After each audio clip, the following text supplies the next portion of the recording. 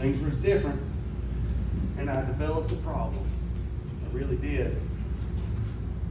I saw the hair on their shoulders. I saw how deep their voice was getting. And I realized how bad I wanted a beard.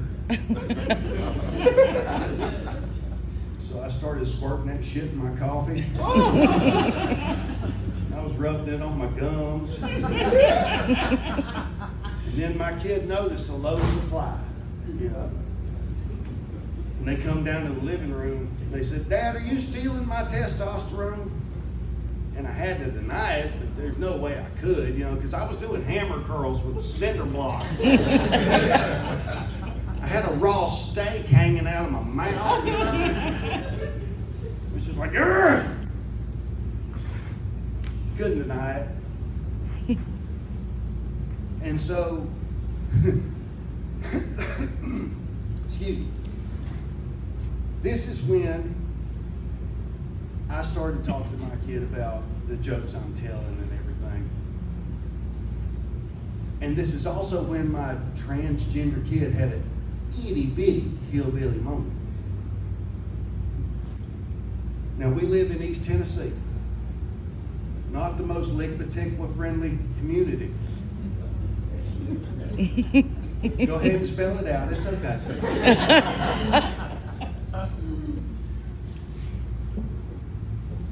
But I asked them, I said, "Are you okay with me talking about this, telling jokes like this and everything?" And they're like, "Yeah, it's fucking funny." You know. And I said, "Well, what about people with hate in their hearts?" And I might get a little bit misty doing this. They said, "Dad, D-A-Y-U-H-D, Dad."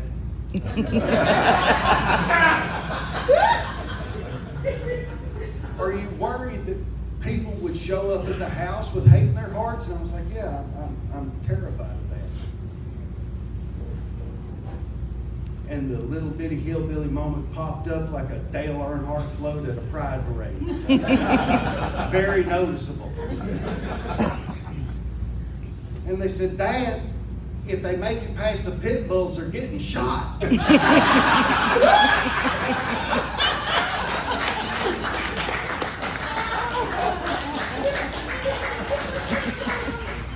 Yep, still got misty.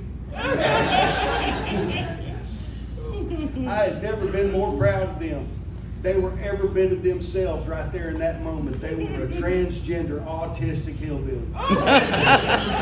And I grabbed them close and I pulled them to me. I was like, "That's my they, them right there." Oh my God. But because I do jokes like that and I talk about my children and everything, it has opened doors for me as far as comedy, and I've been working pride shows and everything. And holy shit, that is the ooey gooey center of what I want to do in life. It really is. And I call it that because every single pride parade, every single pride show I've ever worked, there's this outer crust of hatred, vitriol. You know, the people that are telling them to go to hell. "You're going to hell! You're going to hell!" And unfortunately, they look and sound exactly like me. But I had learned to use that, and so I start sowing the seeds of dissent. I put a Miller High Life in my overall pocket, and I just walk up next to the biggest, meanest redneck I can find, and he's all, "You're going to hell, fuck you!" I'm like, "Hey, Billy Ray. You know, I heard Vienna sausages taste like penis. Don't you like Vienna sausages?" "Man, I love Vienna sausages. Get over the rail, man. Put a tutu on. Have a good time." You get those ultra-conservative women and everything. "You're going to hell. You're going to hell." Well, excuse me, Martha. But I heard that Bunyan's was invented by lesbians. I love Funyuns. Go eat some pussy, Martha. Come on, get across that barrier. Come on. Just sowing the seeds of dissent, you know. And then finally I couldn't take it anymore. And I pulled my overall straps off and I was wearing a Free Dad Hug shirt, you know.